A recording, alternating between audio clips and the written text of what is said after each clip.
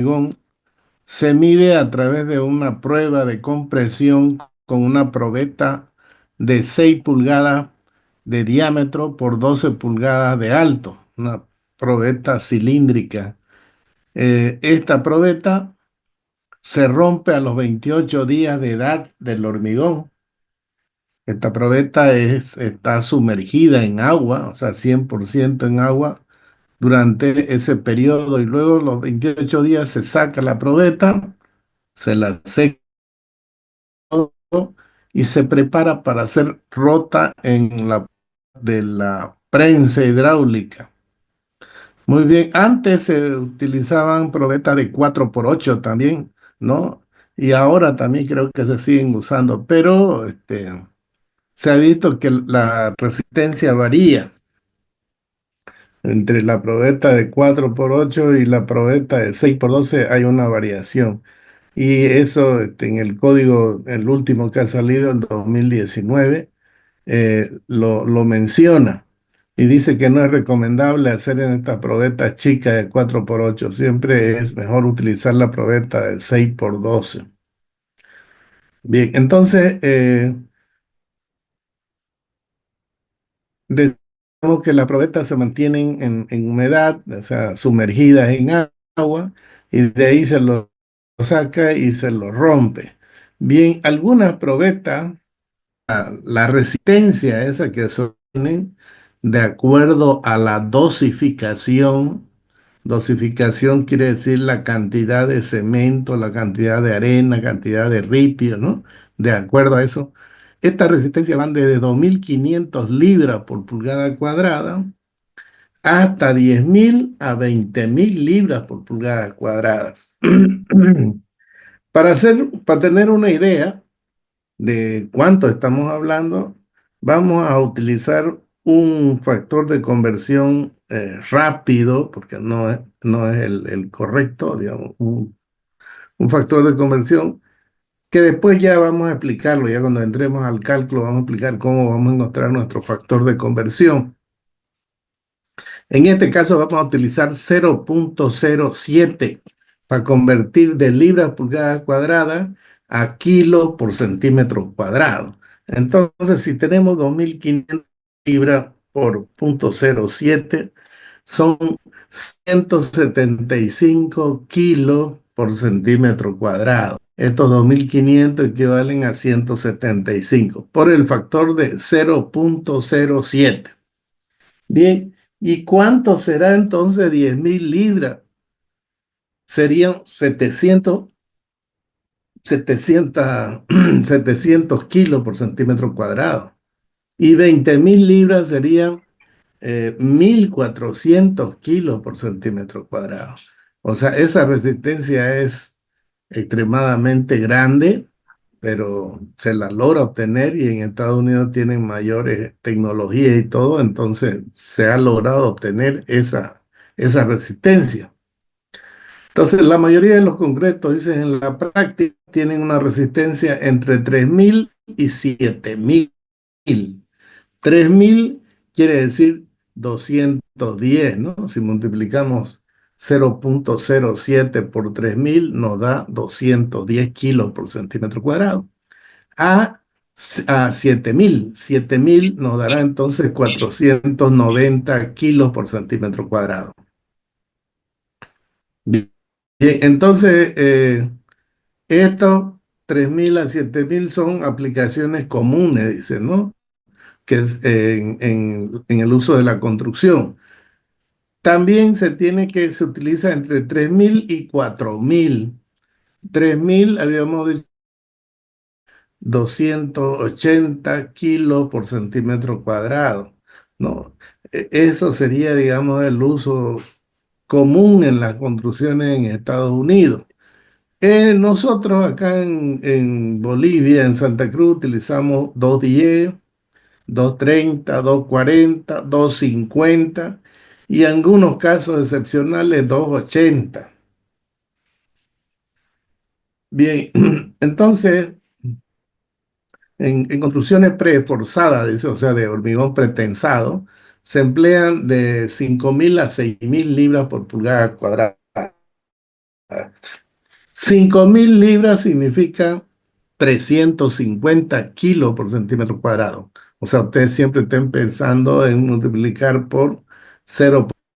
Entonces tenemos, para 5.000 sería 350 kilos por centímetro cuadrado, que es la resistencia mínima que se emplea para hormigón pretensado. Y 6.000 sería 4.900 kilos por centímetro cuadrado, ¿no? Es una resistencia alta, pero se llega a obtener también con aditivos, con alguna tecnología, se llega a obtener esa resistencia. Para ciertas aplicaciones como en columnas de pisos inferiores de edificios altos, o sea, las que sufren más la resistencia, o sea, las que reciben alta carga son las columnas pues, de los pisos inferiores, ¿no es cierto? Toda la carga viene y llega a esas columnas. Entonces se han utilizado ese concreto con resistencia de 9.000 a 10.000. 9.000 sería 630, a 10.000 serían 700, ¿no? Más o menos esa resistencia que se han utilizado en edificios en Estados Unidos. No nos olvidemos que este libro es de Estados Unidos, es norma de Estados Unidos. Como consecuencia, el uso de estos concretos de alta resistencia se hace cada vez más común. Por ejemplo, en Union Square, ¿no? Se usan concreto con resistencia de 19.000 libras por pulgada cuadrada.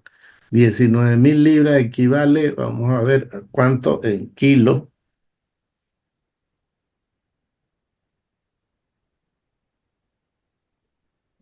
a 1.330 kilos por centímetro cuadrado. Imagínense esa resistencia altísima.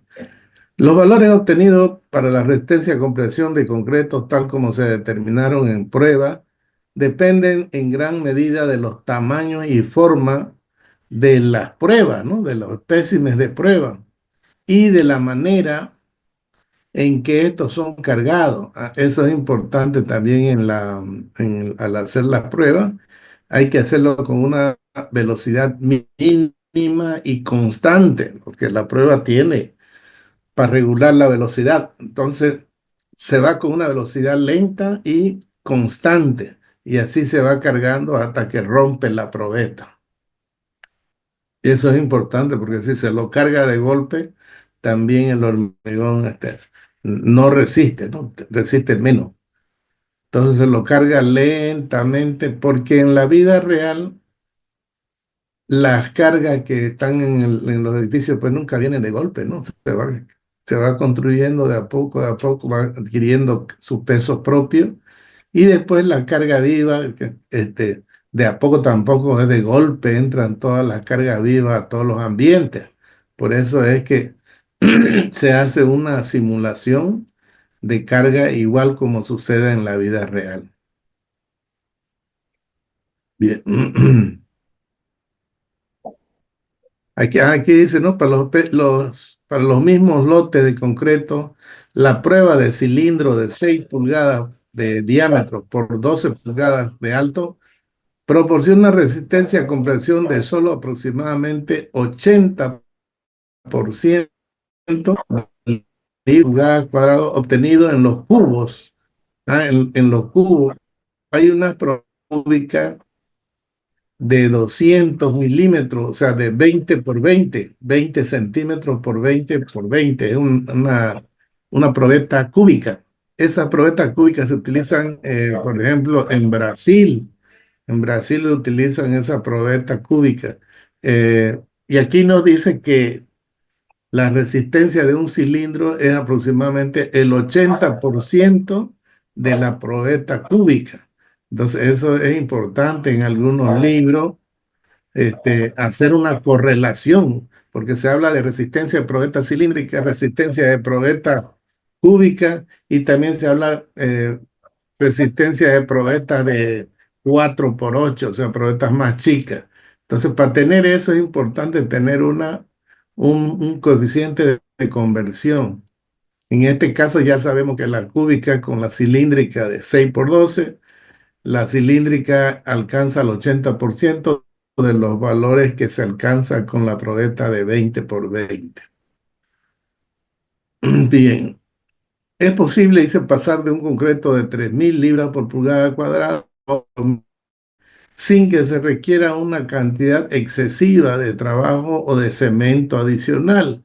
Escuchen lo que nos está diciendo, es posible pasar, o sea, una resistencia de 3.000 libras por pulgada sería de 210 a uno de 5.000 libras, de 350, de 2 días, dice que es posible, ¿no? Sin que se requiera una cantidad excesiva de trabajo o de cemento adicional.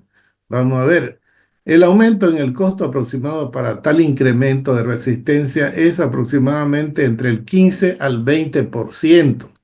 O sea, para tener una probeta de 210 y llevarla a 350, más o menos tendríamos que gastar entre 15 a un 20%. Ahora, ¿y en qué lo voy a gastar? Por supuesto que va a llevar más cemento. Lleva más cemento. Esta resistencia de 350 lleva más cemento que una resistencia de 210. Por lo tanto, ahí va a subir nuestro precio unitario del hormigón. Y también se necesitan algunos agregados más finos, es decir, que tengan mayor resistencia. Y esos agregados pues no se consiguen, digamos, acá en el Piraí, por ejemplo, la resistencia de los agregados es baja. Sin embargo, nos vamos a Cochabamba, ahí en la frontera entre el límite de Cochabamba y Santa Cruz, y conseguimos un buen agregado, pero la distancia es lejos, entonces el agregado llega acá costando de repente el doble de lo que cuesta acá. Entonces ya sube el precio del agregado, sube el cemento, ¿no? La arenilla también no es buena la de nosotros, allá hay buena arenilla. Todos los puentes casi que se han hecho últimamente traen agregados de ahí de Cochabamba, de la frontera, Entre Ríos se llama, ¿no? El pueblo ahí, Entre Ríos, de ahí traen agregados para construir puentes, por ejemplo, los puentes que se han hecho, el puente Banega, Puerto Banega, y el puente de Puerto Paila, el material que han traído desde ahí. Bien. Ahora, para fabricar concreto con resistencia de 5.000 a 6.000 libras por pulgada cuadrada, o sea, de 5.000 sería 350, a 6.000 sería 420 kilos por centímetro cuadrado. Para lograr obtener esto o fabricar se requiere un diseño muy cuidadoso de la mezcla, ese, ¿no? Aquí diseño muy cuidadoso de la mezcla y prestar considerable atención al mezclado, o sea, la forma de mezclar, el colado y curado. Colado quiere decir el vaciado y el curado del hormigón, lo que decíamos, curarlo para evitar que salga, se evapore el agua de mezclado, ¿no? Que tratar de que ese agua de mezclado quede ahí combinándose químicamente con el cemento. Tratar de evitar. Ya hablamos de que en tiempo que hay viento, en tiempo seco, entonces el aire se absorbe la humedad que tiene en la superficie del hormigón y le va quitando el agua, entonces va perdiendo ese agua y resultado es que el hormigón el agua de mezclado se lo va llevando el mismo ambiente, ¿no? Bien, estos requisitos ocasionan un incremento relativamente mayor en el costo. En este texto se hace diversos comentarios respecto a los costos relativos que se obtienen al usar diferentes resistencias del concreto en distintas aplicaciones tales como vigas, columnas, zapatas y miembros de hormigón pretensado o preesforzado. Para asegurar que la resistencia a la conversión del concreto en la estructura es al menor es al menos tan fuerte como el valor especificado, es decir, para asegurar que la resistencia que esté en una estructura sea algo, o sea, parecido o un poquito menor que la que hemos especificado. La tensión específica del hormigón se llama F'C, ¿no? Como estamos viendo acá. El diseño de la mezcla del concreto debe apuntar a un valor superior.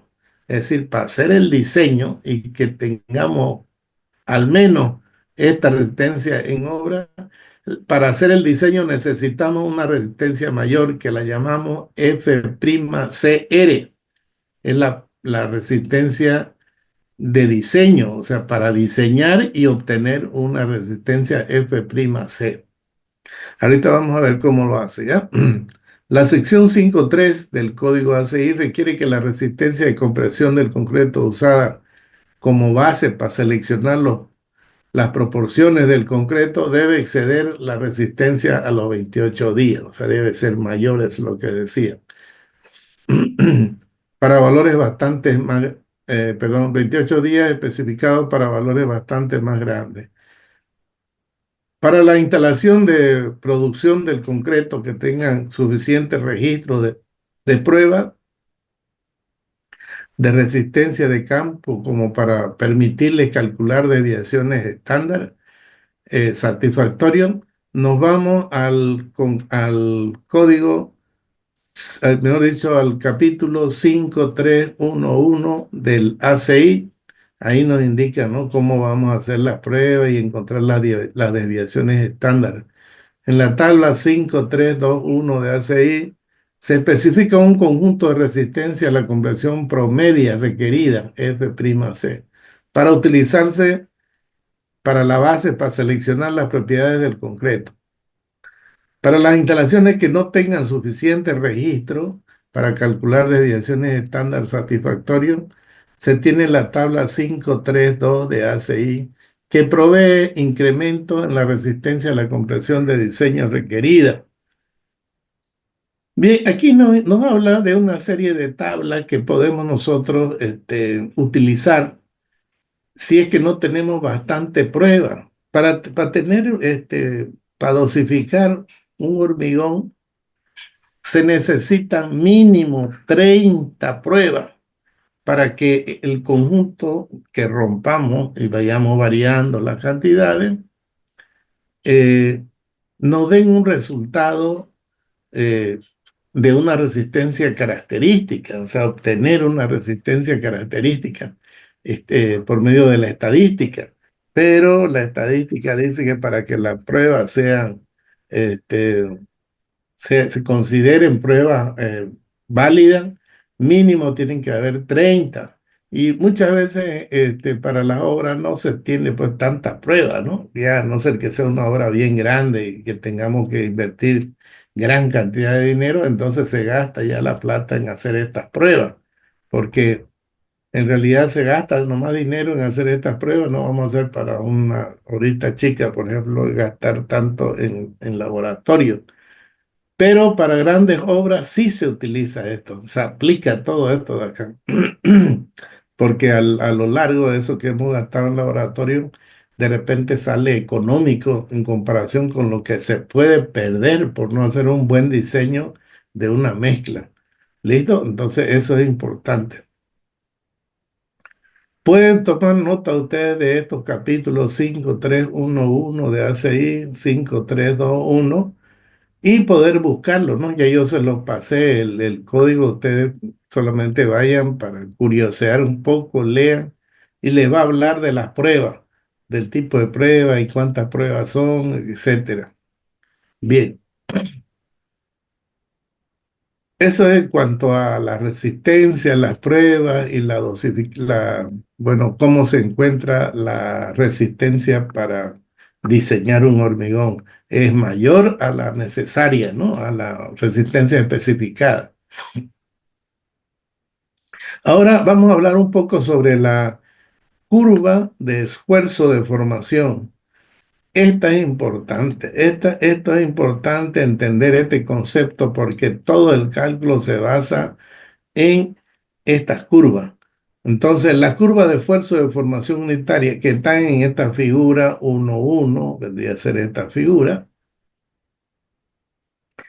representan los resultados obtenidos en pruebas de compresión en cilindros estándares de resistencia variable a los 28 días. Las resistencias varían, fíjense, a los 28 días. Deben estudiarse cuidadosamente estas curvas ya que muestran varios puntos importantes. Entonces, como ustedes ven, aquí tengo en el eje de la X, tengo la deformación, la deformación específica, y acá tengo la resistencia en kilolibras por pulgada cuadrada. O sea, quiere decir que aquí si tengo 6, vendría a ser 6.000 libras por pulgada cuadrada. Este equivale en kilos por centímetro cuadrado, sería de 420 kilos por centímetro cuadrado.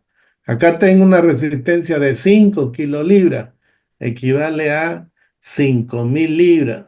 5.000 libras equivale aproximadamente a 350 kilos por centímetro cuadrado. Y así vamos haciendo esa conversión y vamos teniendo estas curvas. Por ejemplo, esta de un kilolibra por pulgada cuadrada sería 1.000 kilolibras por pulgada cuadrada y su resistencia serían 70 kilos por centímetro cuadrado. Bien, si analizamos así, después vamos a leerlo, si analizamos así a simple vista, vemos que las resistencias menores tienen mayor deformación, fíjense, y no tienen un punto donde falle, ¿no? Se deforman más, vendría a ser un poco más dúctiles. La resistencia de hormigones, mejor dicho, la curva de la resistencia de hormigones de baja resistencia, fíjense que no tienen un punto donde fallan, y aquí estamos llegando al 4 por mil y todavía sigue, ¿no? El de 3.000 libras por pulgada cuadrada, se ve que viene y más o menos falla al 4 por mil, ¿no? Por ahí. La de 4.000 también se viene y se ve que falla al 4 por mil, digamos ahí. Y luego la de 5.000, la curva se la ve que no se deforma mucho. Fíjense que un poquito más de 3.000, perdón, de 3 por mil. 3 por 1000 le vamos a llamar a esto porque si lo dividimos entre 1.000 me queda 3, ¿no? 3 por 1.000 la deformación. Entonces se ve que la falla es antes que estas otras que son de menor resistencia. Y por último, la de 6.000 viene y falla, fíjense, un poquito más de 3 por 1.000. Bien, esta curva, aquí tenemos la deformación y aquí la resistencia. Si nosotros vamos a observar la curva que tiene la parte comprimida de una viga, se replica esta misma curva. Entonces, esta misma curva se replica y tendríamos nosotros que integrar estas tensiones y encontrar el centro de gravedad y la resultante de cada una de estas curvas. Y vamos a ver cómo la norma ACI plantea un método más práctico para resolver estos problemas y no la integral, ¿no? En el método de los europeos, la norma española plantea una integral y más acá y unas ecuaciones adimensionales, etcétera, pero plantean eso, ¿no? Esta curva. Y de ahí plantean una lineal parabólica, etcétera, y hacen todo este cálculo, la teoría de ese cálculo, por eso cambia el método europeo y el español cambia con respecto al método americano. Bien, sigamos analizando la curva. La primer inciso. Las curvas son aproximadamente rectas mientras la carga crece de 0 a poco menos de un tercio en medio de la resistencia última del concreto. A ver, ¿qué es lo que nos dice? Las curvas son aproximadamente rectas, dice, ¿no? Mientras la carga crece de 0 a poco menos de un tercio. O sea, si esta sería la carga total, vamos a estudiar a ver la carga de 6.000, de 6. La tiene de resistencia 6. 6 dividido entre 3 nos da 2, ¿no es cierto? Un tercio sería 2.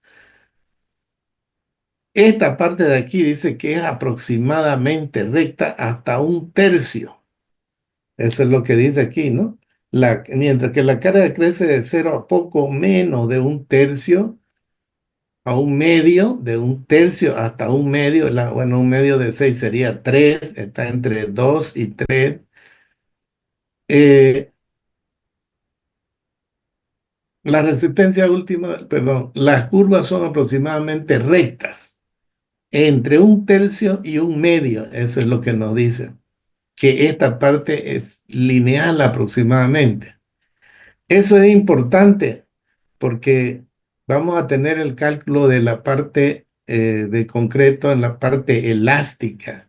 Y si la curva de formación-esfuerzo es lineal, entonces podemos decir que es un material elástico.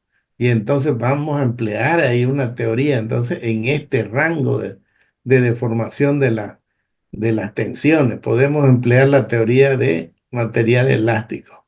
Bien, ese sería el primer punto entonces. No se olviden, la curva de tensión de formación entre un tercio y un medio son aproximadamente lineal, esta curva de compresión. Esa es la primera. Segunda, más allá de este intervalo, o sea, entre un tercio y medio, el comportamiento del concreto no es lineal, o sea, este comportamiento ya no es lineal, o sea, hasta aquí, a ver, manejémoslo en términos de entre un tercio equivale más o menos a 33%, ¿no es cierto? Y un medio es 50%. Entre 33 y 50% la curva es lineal. Arriba de ese intervalo que estamos hablando de la fuerza arriba de un medio, dice que la curva ya no es lineal, que ya es una curva, el intervalo comprendido correcto no es lineal, ya se vuelve un poco parabólico, ¿no es cierto? Una curva parabólica. La falta de linealidad de las curvas de esfuerzo de formación unitario del concreto a esfuerzos mayores ocasionan algunos problemas en el análisis estructural de las estructuras de concreto, porque el comportamiento de estas tampoco es lineal bajo esfuerzos mayores. O sea, si no, para estos esfuerzos mayores no es lineal, entonces dice que trae problemas. Pero lo importante aquí es que la curva no es lineal y ya comienza otro tipo de curva parabólica. Entonces, eso es el punto 2. El primer punto es la zona lineal. El segundo punto es que de ahí para adelante no es lineal, ya tiene una curva parabólica y trae consecuencias en los cálculos. Eso es lo que dicen. C. Ahora, es de particular importancia el hecho de que todos los concretos, independientemente de su resistencia, alcanzan su resistencia última bajo la deformación unitaria aproximadamente al 2 por mil. Eso también, fíjense, al 2 por mil aproximadamente todo, dice, independientemente de su resistencia de los concretos, aproximadamente alcanzan el máximo, o sea, la máxima tensión al 2 por mil. ¿No? Es otra característica también que hay que anotar. Entonces, eso es lo que nos dice el tercer punto. El cuarto punto, el concreto no tiene una resistencia a la fluencia plástica definida, como la tiene el acero, o sea, una resistencia donde se vuelve plástico el acero, no tiene el concreto.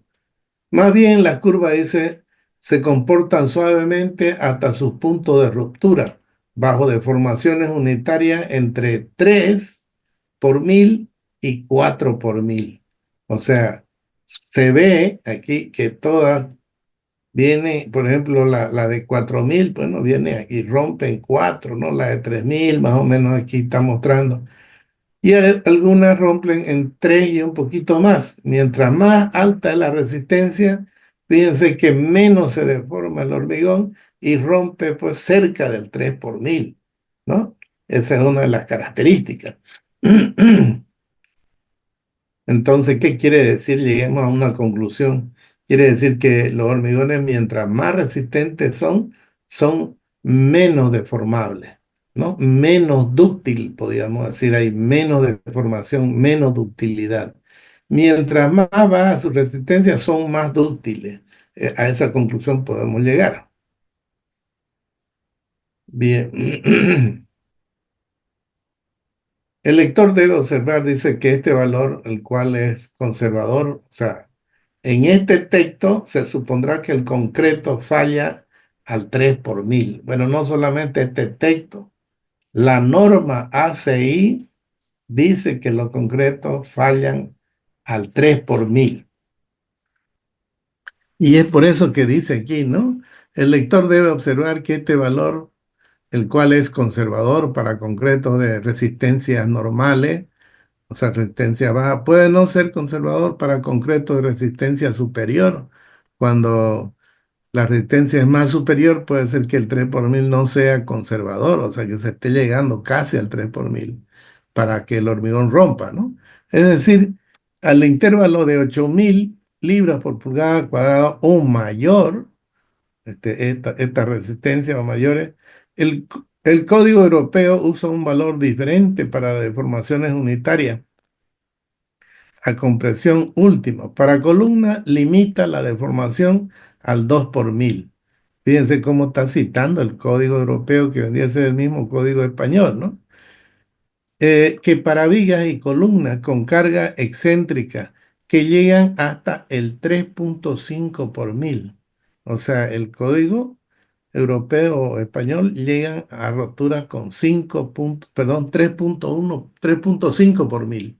Sin embargo, ACI solamente permite hasta 3 por mil. Ahí vamos también notando esa diferencia en las normas y por lo tanto también los resultados van a ser diferentes. Bien, muchas pruebas han mostrado claramente que las curvas de esfuerzo de formación unitaria de los cilindros de concreto son casi idénticas con las obtenidas en los lados de compresión de la viga. Fíjense que estas curvas dice que son casi idénticas, ¿no? Son casi idénticas con las obtenidas en los lados de la compresión de la viga. Entonces era lo que yo les decía al comienzo. Esta curva se repite en la parte comprimida de la viga. Ya vamos más adelantita, lo vamos a comprender bien eso. Bien, ahora la F.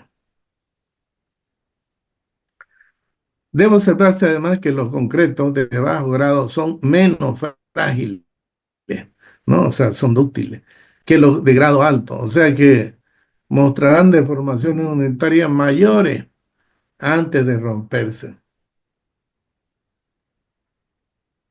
¿Ya? Entonces, esa sería otra de las características, ¿no? Una que para concretos, pero mejor dicho, que la parte comprimida de una viga, la gráfica de formación-compresión, es aproximadamente igual a la gráfica que obtenemos de romper probeta, ¿no? De formación-tensión. Dice casi igual. Y la otra es que los hormigones con grado pequeño se deforman más, son menos frágiles. Bueno, porque el hormigón se lo que define como un material frágil. Entonces vamos a decir menos frágil en vez de decirle materiales dúctiles, porque el dúctil es aquel que tiene bastante deformación. Estos no tienen bastante, pero sí tienen más que los que tienen mayor resistencia.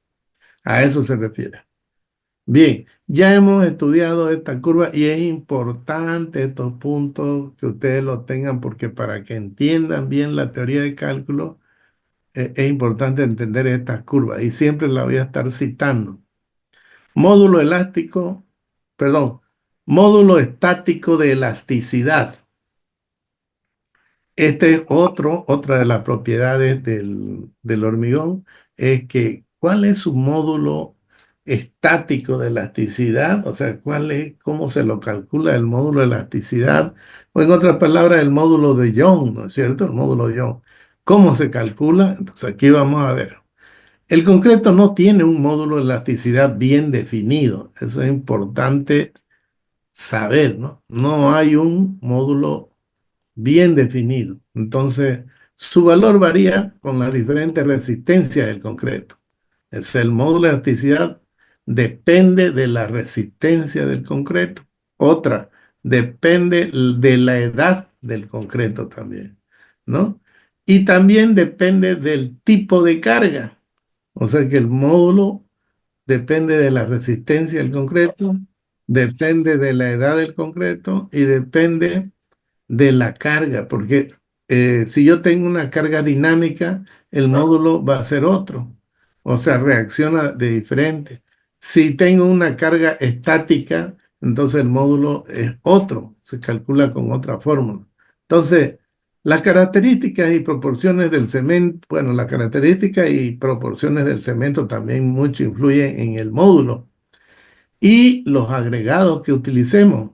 Depende qué tipo de agregado utilicemos para obtener un determinado módulo de elasticidad. Bien, además hay varias definiciones diferentes de módulo. Vamos a ver cuáles son esas. Primero, tengo el módulo inicial. Módulo inicial. Bien, este módulo inicial, bueno, aquí no hay ni una gráfica. Eh, Vamos a ver, tengo aquí yo unos apuntes que hice más o menos y ahí están los módulos.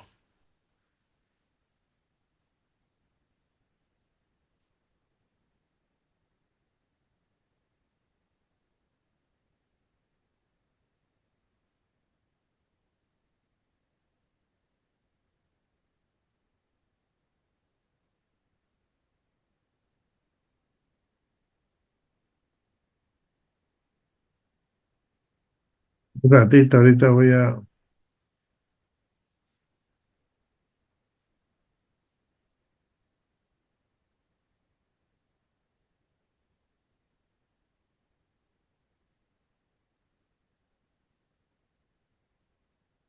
Bien,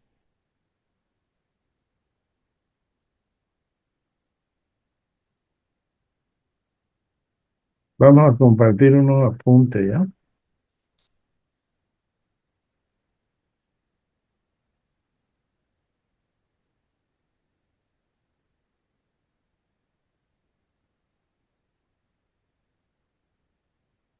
Bien.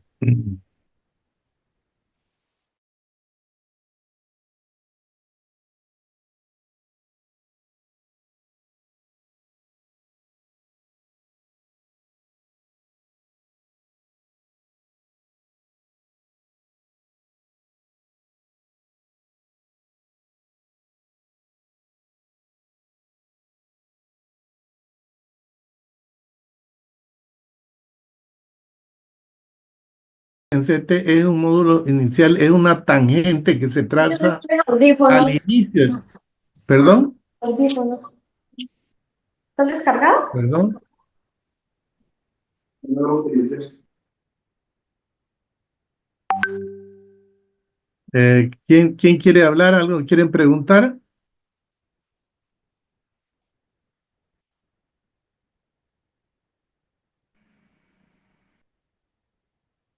Fabiola es la que está con su micrófono conectado. ¿Qué quiere Fabiola? ¿Qué quería preguntar?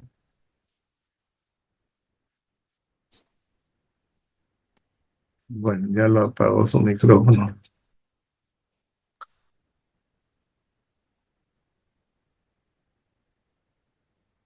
Bien, le decía que el módulo inicial entonces es una tangente, trazar una tangente en el origen de la curva. Si lográramos, digamos, establecer bien la curva, trazamos la tangente y el ángulo que se mide ahí, la tangente de este ángulo, sería el módulo de elasticidad, entonces, inicial. Luego tenemos el módulo tangente. El módulo tangente del origen de la curva se traza aproximadamente entre al 0,45 de la resistencia o al 0,50 de la resistencia se traza una tangente ahí, ¿no? Entonces ese sería el módulo tangente también. Luego tenemos el módulo secante. El módulo secante desde el origen de la curva más o menos a 0,45 trazamos una secante por ahí y obtenemos entonces este módulo secante. Este en realidad es el módulo que se utiliza, este módulo secante de acá.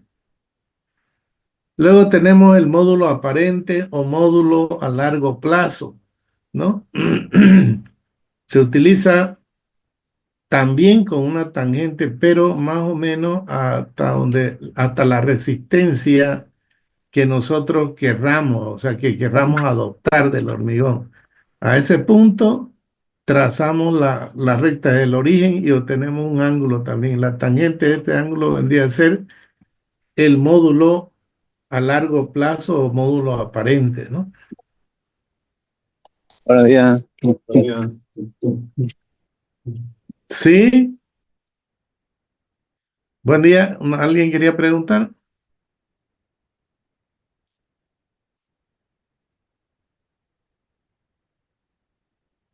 Me tienen ustedes, habla uno, habla el otro y me tienen, no sé quién quieren preguntar, no quieren preguntar o es que su micrófono lo descuidaron.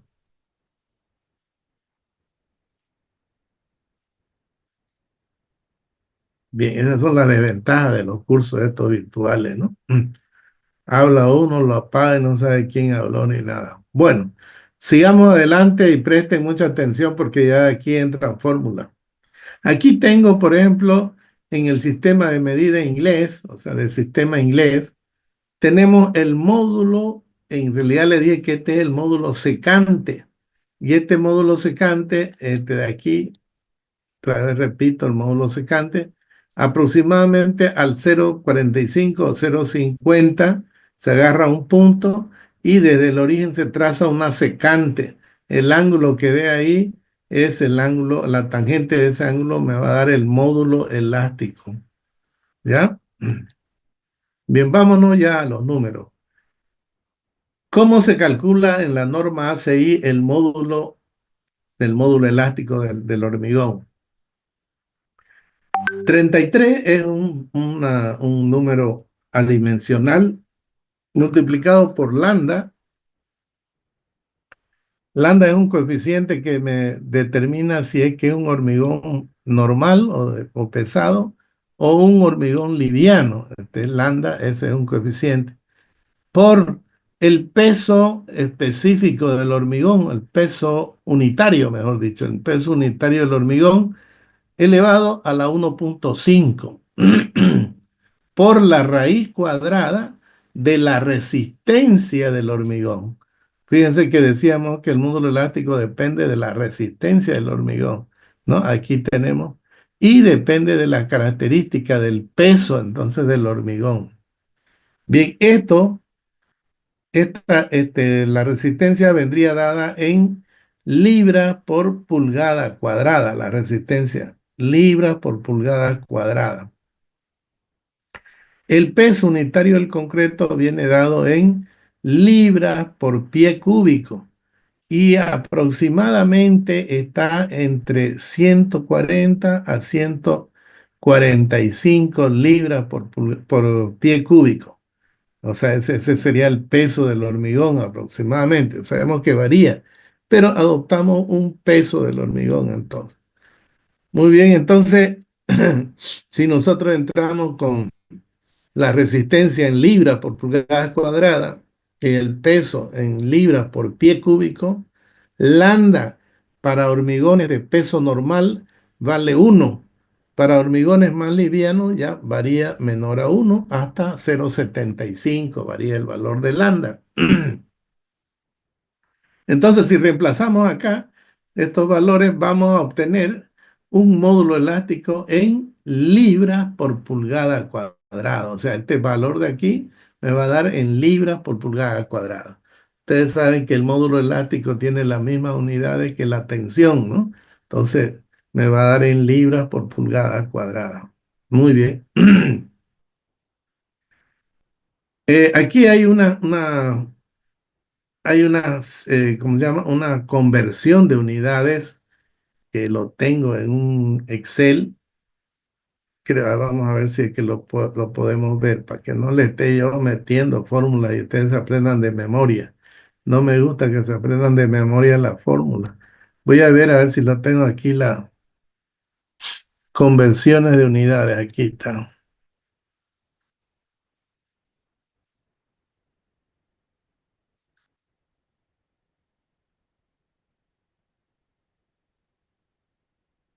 Ya.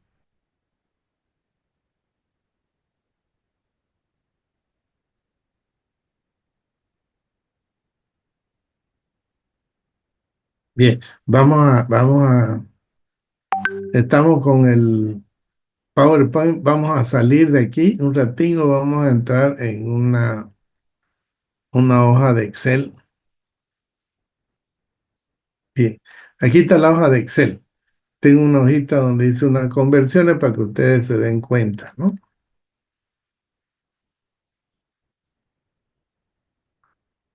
Aquí están unidades del sistema americano, libras por pulgada cuadrada. Entonces, una libra equivale a 0,454 kilos. ¿Listo? Entonces se va a la libra y una pulgada equivale a 2,54 centímetros. Si elevo al cuadrado arriba y elevo al cuadrado abajo, entonces tengo que una pulgada cuadrada equivale a 2,54 al cuadrado centímetros cuadrados, ¿no? Y hago aquí ya se va la libra, se van las pulgadas y me queda en kilo por centímetro. Entonces, haciendo operación, el factor es 0,07737,014, ¿no? Con más decimales. Yo generalmente uso 0,0704, o sea, al cuarto decimal redondeo. Y hace rato estábamos hablando de que redondeábamos solamente al tercer decimal, ¿no? 0,07. Generalmente utilizan ese valor nomás, 0,07, para hacer una conversión más rápida. Pero yo para los cálculos utilizo este porque los problemas están dados en sistema en inglés y yo los resuelvo en MKS y luego los resultados los vuelvo otra vez al sistema inglés para comprobar si están bien mis resultados o no, ¿no? Entonces, más o menos salen coherentes con este factor de conversión. Bien, aquí tengo entonces hormigones de 250, de 210,1. Fíjense, aquí lo tenemos en libra. El de 250 equivale más o menos a 3.552,6 libras por pulgada cuadrada, ¿no? Y aquí, por ejemplo, el de 3.000 libras por pulgada cuadrada, yo le decía 210, ¿no? Con este factor de conversión me sale 211,1. El de 4.000 libras por pulgada cuadrada equivale a 281,5 kilos por centímetro cuadrado. Con este factor de 0,07, esto me saldría 280. Fíjense cómo varía, ¿no? El factor de conversión de acuerdo a la cantidad de decimales que tomemos. Bien, ahora veamos de pasar de MKS, o sea, del sistema métrico MKS, a un sistema inglés. Yo tengo entonces libras por pulgada cúbica y aquí tengo una libra que vale 0,454 y un pie cúbico equivale a 0,3048 al cubo metro cúbico. Entonces me va a salir en kilos por metro cúbico. Esta vendría a ser la densidad, ¿no? La densidad. Y aquí me queda en kilos por metro cúbico. Entonces me sale 16,032,85,87. Con cuatro decimales sería 16,032,9. Este es el factor entonces de convertir a la unidad MKS también, ¿no? Estamos haciendo esto. 90 libras por pulgada, perdón, 90 libras por pie cúbico equivalen a 1.442,96 kilos por metro cúbico. 160 libras por pie cúbico equivale a 2.565,26 kilos por metro cúbico. Y 145 libras, que es lo que decíamos que el hormigón más o menos pesa eso, equivale a 2.324,7 kilos por metro cúbico. Quiere decir que el hormigón que adopta ACI aproximadamente es de 2320, adopta así ya en el sistema internacional, lo adopta como 2320, ¿no? Y aproximadamente es 2324,77. Entonces, eso es lo que adopta ACI como valor del peso del hormigón. Bien. Ahora veamos, acá tengo para el sistema internacional de medida. Para el sistema internacional de medida, vamos a ver la conversión que hay de libra pulgada cuadrada a megapascal, o el megapascal equivale a tener newton por milímetro cuadrado, o sea, un newton por milímetro cuadrado es un megapascal.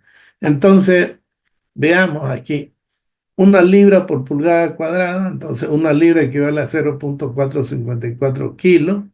Y un kilo equivale a 9,80665 newton. Esto también aquí, da para discutir, ¿no? Porque nosotros siempre hemos estudiado que un kilo equivale a 9,81 newton, ¿no? Y últimamente salen algunos libros que un kilo es 9,807. Y si usted entra a Google para transformar kilos a newton, le va a salir que un kilo es igual a 9,80665 newton. O sea, más exacto el valor nos lo da el Google. Bien, entonces, tomando eso en consideración, decimos que una pulgada equivale a 2,54. Lo elevamos al cuadrado arriba y abajo, entonces tenemos... Y aquí se nos simplifica, entonces, ¿no? Perdón. Un centímetro equivale a 10 milímetros. Lo elevo al cuadrado arriba y lo elevo al cuadrado abajo. Y simplifico las unidades, entonces me van y me queda esto en newton por milímetro cuadrado, que es la unidad del megapascal. Un newton por milímetro cuadrado es la unidad de un megapascal. Entonces, haciendo operaciones acá, me queda que el factor de conversión de libra por pulgada cuadrado a megapascal es 0,000690095. Redondeándolo esto a cuatro decimales me quedaría 0,0069, ¿no? Más o menos aproximadamente sería 0,007 si tomamos 7 decimales.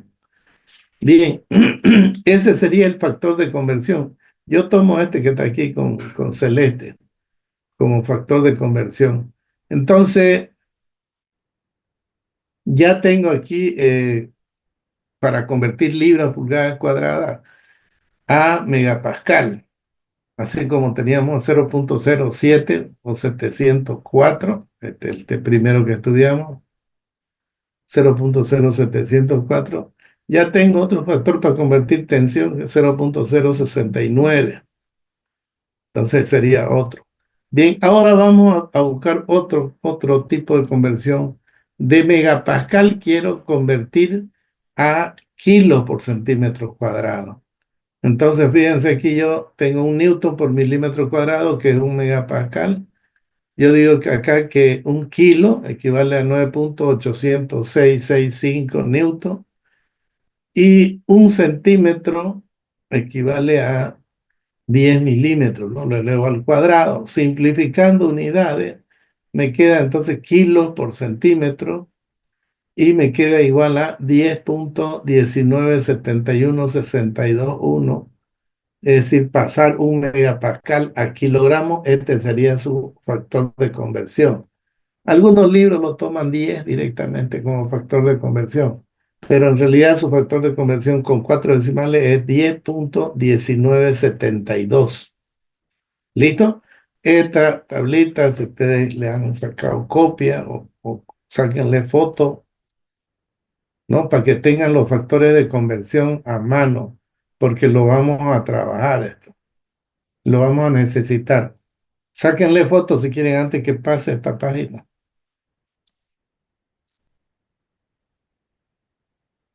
¿Ya le sacaron? Sí, ingeniero, ya está.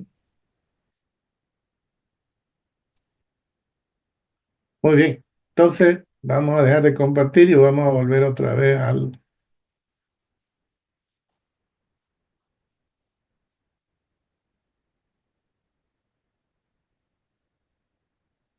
Bien, entonces, haciendo esta conversión del módulo elástico, tengo el módulo elástico en el sistema inglés, lo puedo llevar al sistema MKS, entonces aquí ya lo tengo, ya he hecho las conversiones y todo. En este caso, el hormigón entra en kilos por metro cúbico, ¿no? Este de aquí. Y el valor que se adopta es de 2.320 kilos por metro cúbico del peso del hormigón, tanto para transformar a unidades MKS como para transformar a unidades del Sistema Internacional de Medida. Entonces se utiliza este peso del hormigón, fíjense el mismo. Y la resistencia, en este caso para MKS, la resistencia viene dada en kilos por centímetro cuadrado. Con estos factores ya convertidos, el lambda es 1 para hormigón de peso normal. El resultado del módulo elástico viene dado en kilos por centímetro cuadrado, entonces utilizando esta fórmula. Si utilizamos esta fórmula de acá, el peso del hormigón es 2.320, lo mismo que para este de acá. Lambda, habíamos dicho que para hormigones de peso normal, o sea, hormigones pesados, su peso normal es que es pesado. El peso son 2.300 kilos, imagínense por metro cúbico, es pesado. Entonces, vale 1. El peso del hormigón es el mismo, el 2.320 kilos por metro cúbico, entra en kilos por metro cúbico. La resistencia es la que varía. La resistencia viene en newton por milímetro cuadrado o viene en megapascal. Si viene en megapascal, entonces el resultado me va a dar en megapascal. El módulo elástico en el sistema internacional viene dado en megapascal o en newton por milímetro cuadrado. ¿Ok? Hola, hola. ¿Me escuchan? Ingeniero. Hola, ¿me escuchan? Sí, ingeniero. Se escucha, ingeniero.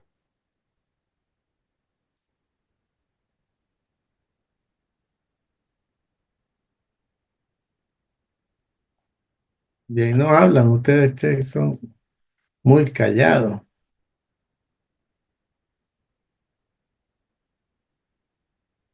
Aquí había tenido dos mensajes. A ver, voy a leer un ratito. Ah, contestan. Sí, sí, se escucha. Perfecto. Todos son mensajes viejos, ¿no?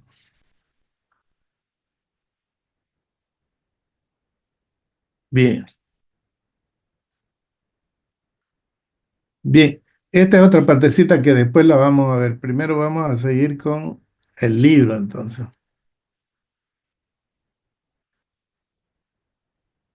Bien, entonces hemos estudiado los módulos estáticos de elasticidad del hormigón, el módulo inicial, el módulo tangente al 50%, la pendiente que se traza desde el origen a un punto cualquiera, que sería el módulo secante. Y por último tenemos el módulo aparente o módulo de largo plazo también. Y luego vimos esta fórmula de acá, ¿no es cierto? La hemos visto, esta fórmula. Desde el sistema inglés le hemos pasado al sistema MKS y al sistema internacional. Esta fórmula que ven acá ustedes es una fórmula que se utiliza también, pero es una fórmula más directa, digamos, aquí, ¿no? Y estas están para pesos de hormigones de peso normal. Para no utilizar esta fórmula, se utiliza esta de acá. Yo generalmente no la utilizo esta fórmula, la utilizo esta de acá siempre, ¿no? Con el peso del hormigón, la resistencia. Esa es la que utilizo. Bueno, como la norma dice que se puede utilizar cualquiera de las dos, entonces eso depende de ustedes también, ¿no? Bien, aquí es las recomendaciones del sistema internacional, también de una manera directa.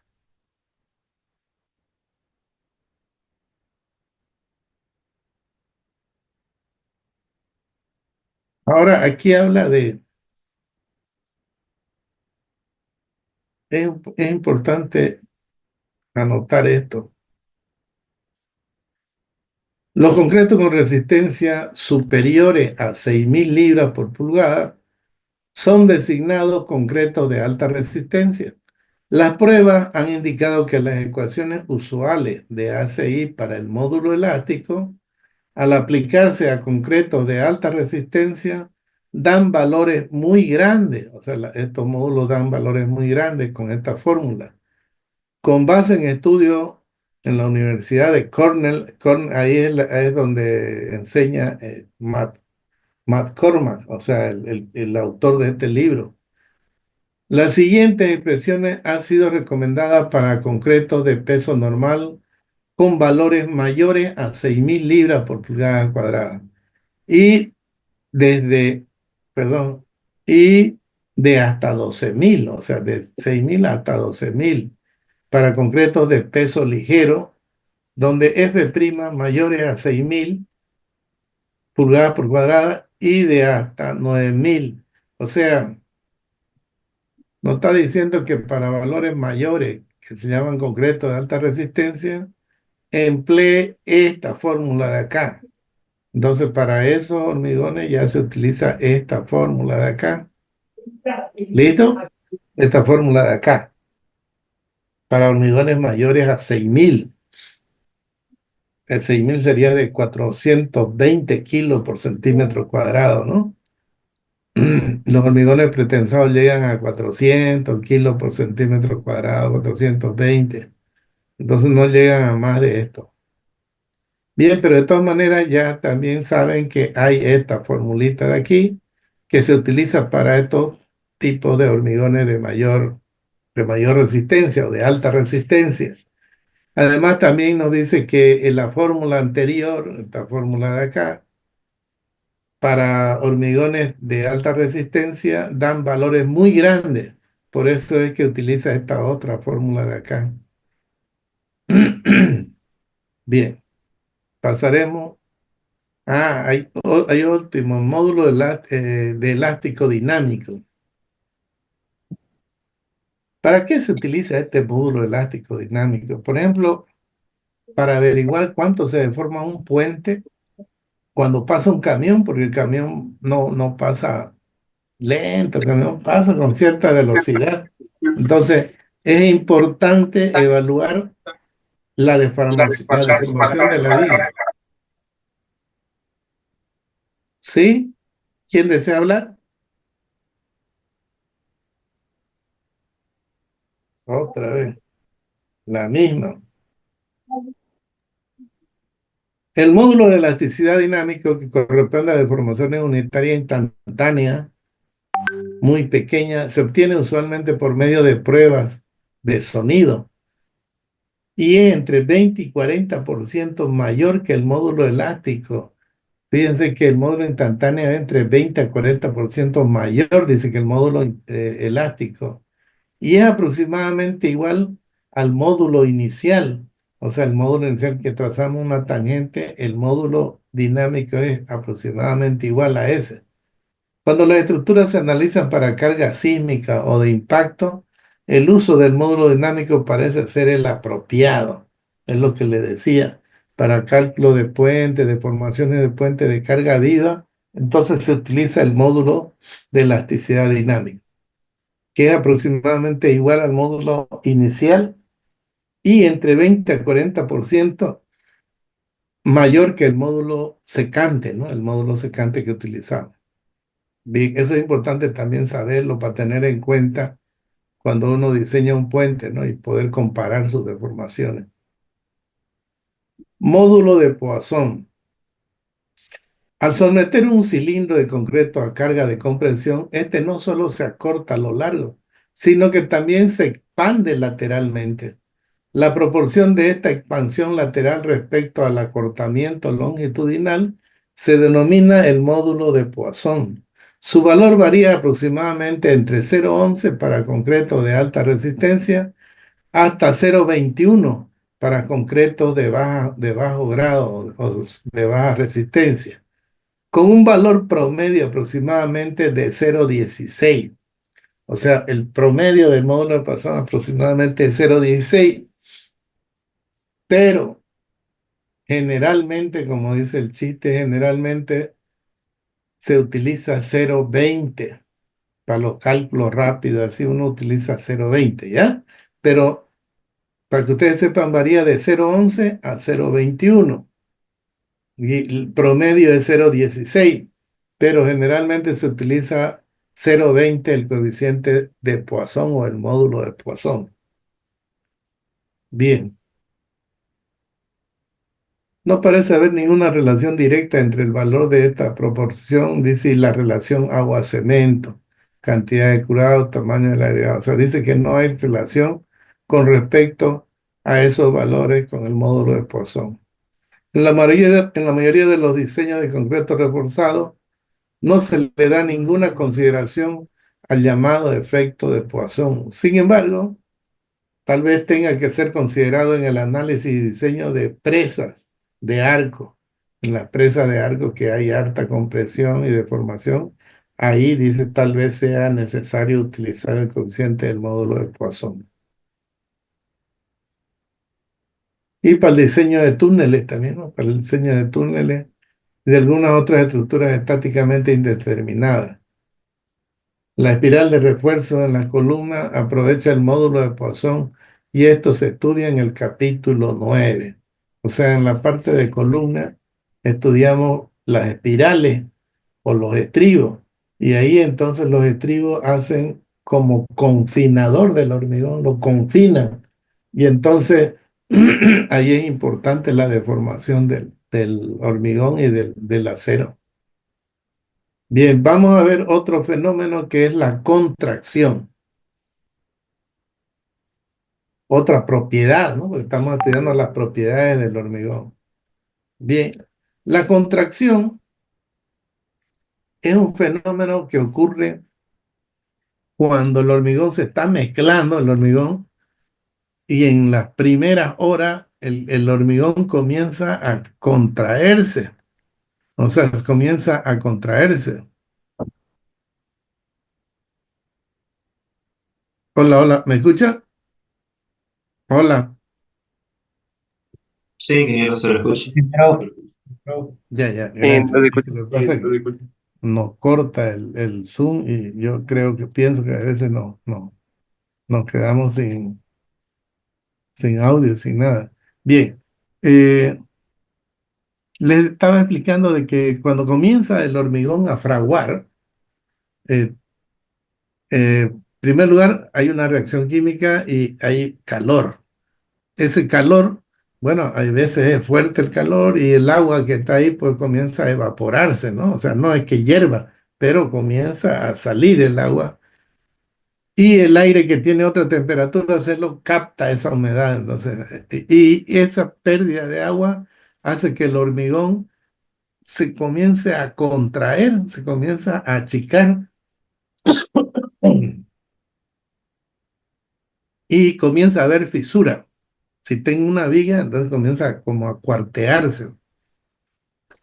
Y peor si es que la dosificación se le ha pasado la mano al dosificador y le ha echado más agua, entonces el hormigón más se cuartea, más se fisura, porque se contrae, entonces no se va contrayendo. Y precisamente como sale el aire, va saliendo y va dejando pues, un canalcito abierto cuando sale una burbujita de aire. Y así varias burbujitas pequeñas se van saliendo y cuando el hormigón se comienza a retraer, a contraer, mejor dicho, rompe por la parte más débil, pues, por donde están esos canales, de ahí por ahí se forma la grieta. Entonces a eso se le llama fisura del hormigón por contracción. ¿Listo? Es un problema entonces de la hidratación, es un problema del agua de reacción química que se pierde y al perderse entonces el hormigón pierde volumen también, ¿no? Y se empieza a contraer. Eh, en losa, en viga, ocurre este problema, siempre va a ocurrir y va a ocurrir más cuando nos pasemos de agua, o sea, el agua de mezclado no sea el óptimo. Cuando tengamos un agua de mezclado óptimo, las fisuras van a haber, pero van a ser microscópicas, no se va a notar. Pero el hormigón siempre tiene fisuras debido a la contracción, entonces. Bien, se dice que este fenómeno de contracción eh, en el primer año, ¿no? Aproximadamente ocurre el 90% de su contracción. Y luego a lo largo de su vida del hormigón se sigue contrayendo el otro 10% de contracción. Eh, para evitar este problema de contracción, para evitar, lo que se hace es hacer curado con vapor. O sea, una viga, por ejemplo, de pretensado, se lo cura con vapor. Es decir, se le pone una carpa, se le mete vapor de agua y se lo mantiene a 70 grados centígrados. Entonces se ha visto en laboratorio que un curado con vapor y manteniéndolo a 70 grados centígrados, un día de curado equivalen a 7 días de curado normal. Si nosotros tuviéramos una viga, le ponemos una carpa, le echamos agua y la mantenemos ahí, entonces el curado de 7 días, así de esa manera, equivale a un día de curado con vapor. Entonces, ese curado es importante, ¿no? Ese curado con vapor. Además que la humedad del vapor hace que no se pierda el agua de mezclado. Bien, eso entonces en cuanto a la contracción. Pueden leer más acá, hay más, pero eso le estoy resumiendo la forma de la contracción. Bien, veamos, ese es un fenómeno, entonces siempre va a haber contracción, tenemos el fenómeno de la contracción. Por eso le decía yo que en pretensado se estudia ese fenómeno de contracción. Depende de la edad, entonces ya sabemos que en el primer año ocurre el 90% de la contracción y en el siguiente año de la vida del hormigón ocurre el resto, ¿no? El otro 10%. Otra propiedad que tiene el hormigón es la fluencia plástica o sedencia, también se le llama la fluencia plástica. Vamos a ver qué es esta propiedad que tiene el hormigón. Bien, las columnas de planta baja todo el tiempo están comprimidas, ¿no es cierto? ¿Por qué? Porque aguantan todo el peso del edificio en primer lugar y además las cargas vivas. Por lo tanto, todo el tiempo están comprimidas. Estos elementos que están comprimidos, o sea, hacen que el hormigón tenga cierto acortamiento. Ahora, no vamos a confundir el acortamiento elástico, ¿no? El acortamiento elástico es, digamos, yo le meto una carga al hormigón y este se deforma. A ese se le llama acortamiento elástico. Pero, por ejemplo, al acortamiento, cuando se carga un edificio, el acortamiento elástico va a estar pues cuando el hormigón, cuando todo el edificio esté cargado completamente con su propio peso y carga viva. Ahí va a ocurrir la deformación elástica, que es otra cosa que la deformación plástica. Una vez que ha pasado esta deformación, ha pasado la deformación elástica, entonces comienza la deformación a largo plazo. El hormigón sufre una deformación a largo plazo, que es la que se llama fluencia plástica o sedencia. Se dice que esta deformación a largo plazo ocurre el 75% en el primer año de vida del hormigón. Ocurre un 75%. Y el resto, 25%, ocurre a lo largo de su vida del hormigón. Otra cosa que es importante saber que esta deformación de sedencia o fluencia es aproximadamente 2 veces la deformación elástica. O sea, es harta esta deformación de sedencia con el tiempo, entonces es importante tener en cuenta esta deformación plástica o sedencia, ¿ya? ¿Cómo evitar que ocurra esta deformación de fluencia plástica? Bueno, evitar al 100% no se puede, pero sí se puede bajar esa deformación, ¿no es cierto? Todo depende del tipo de curado que le demos al hormigón. El curado, como le decía, a vapor, con esa temperatura, es bueno, hace que eviten estas deformaciones de fluencia plástica. También la resistencia del hormigón es importante. Mientras más resistente el hormigón, menos fluencia plástica.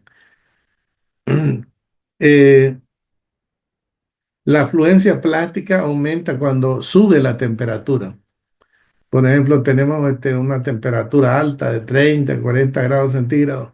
Entonces va a subir. ¿Dónde ocurre esto? En los puentes que están a la intemperie. Hay puentes de hormigón pretensado que están tesados, y no es cierto, está con sus cables tan tesados, y eso reciben la temperatura del medio ambiente directo, y por lo tanto entonces ahí aumenta la deformación por fluencia plástica en las vigas de hormigón pretensado. A mayor humedad hay este, menos fluencia plástica, o sea, cuando sea más húmedo el ambiente hay menos, perdón. A mayor humedad, menor será el agua de poro libre para que pueda escapar del concreto. La fluencia plástica adquiere un valor de casi el doble, 50% de la humedad que hay al 100%. Ah, obviamente es muy difícil distinguir entre la contracción y la fluencia plástica. Aquí no está diciendo que es difícil, pero tiene que determinarse. El concreto con mayor proporción de pasta, cemento, agua tiene la mayor fluencia plástica. Cuando tengamos la relación cemento-agua mayor, entonces hay mayor fluencia plástica. Eso es lo que nos está diciendo.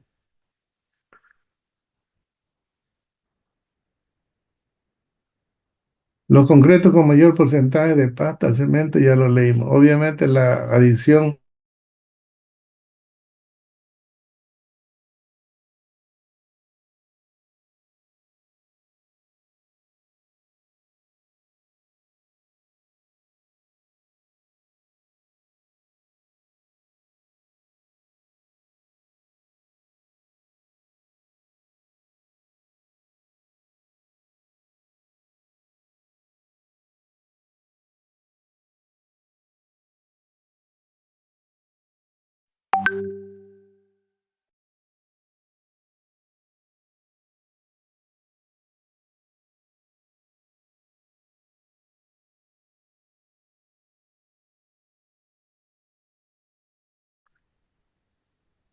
pueden leerlo, ¿no? Y está resaltada la parte más importante. Los miembros más grandes de concreto, es decir, aquellos con relaciones grandes de volumen, área, fluirán proporcionalmente menos que los miembros delgados más pequeños, donde el agua libre tiene distancia menos que recorrer para escapar. Entonces aquí también nos está indicando que los elementos más volumétricos tienen menos fluencia, mientras que los más delgados, como son las cáscaras, las losas, tienen mayor fluencia. Bien, resistencia a la tracción. Aquí lo vamos a dejar ya, en resistencia a la tracción del hormigón. Ya estamos en la parte final, entonces vamos a dejarlo aquí en resistencia a la tracción. Muy bien. No sé si tienen alguna pregunta,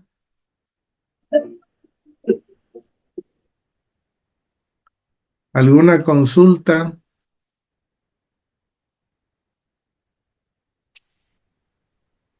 Está Bien, todo si claro, consulta, perdón. está todo claro, Perdón. ingeniero. Eh, yo creo que hoy día nos van a dar respuesta a ver si es que hay clases presenciales ya, ¿no? Yo creo que ya van a ser presenciales porque gas no falta, pues, y los micros funcionan a gas, entonces hay nomás micros para venir a la U. Entonces, de todas maneras, nos van a informar seguramente ahí en el grupo, o el grupo de profesores. Y cualquier cosita yo les aviso, ¿ya? O ustedes me avisan a mí en el grupo.